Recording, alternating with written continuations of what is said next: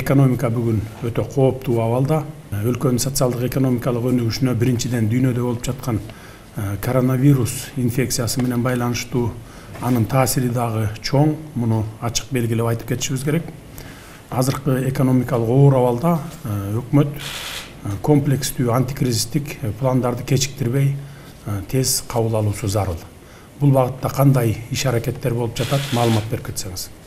Өкмөт бүгүнкү күндө структуралары жогорку кеңеште бекип, министрлер толук кандуу өздөрүнүн иштерин баштады. Ушул сиз кол койгон 5 жарлык боюнча биз 2 күндөн кийин жыйын өткөрүп, ушулар боюнча бир чараларды, сиз койгон тапшырмаларды бекитүү боюнча чечимдерди кабыл алабыз. Сиздин эң негизги ушул коюлган багыттардын бири бул бизнес боюнча азыр иштерди жеңилдетүү. Мен жакын күндөрдө бир токтом кабыл алам. Экспортду колдоо боюнча биз канткенде ушу ишкерлердин экспорт потенциалын көтөрө алабыз деген. Жалпы жөнүнөн экономикалык бардык тармактар боюнча азыр бир сыйра анализ өткөрөбүз. Кудай буйрса жакын күндөрдө чечимдерди алганга даярбыз.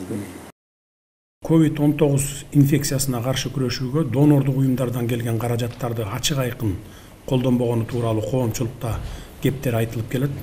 Ошол себептен республикалык бюджеттен бөлүнүп жана донордук уюмдардан келип жаткан каражаттарды максаттуу, ачык айкын жана эффективдүү колдонуусун камсыздоону талап кылышыбыз керек. Мурдакыдай бюрократиялык системаны биз жок кылышыбыз керек. Ошол үчүн оптималдаштырып атабыз, өкмөттүн структурасын кыскартып атабыз көбүн.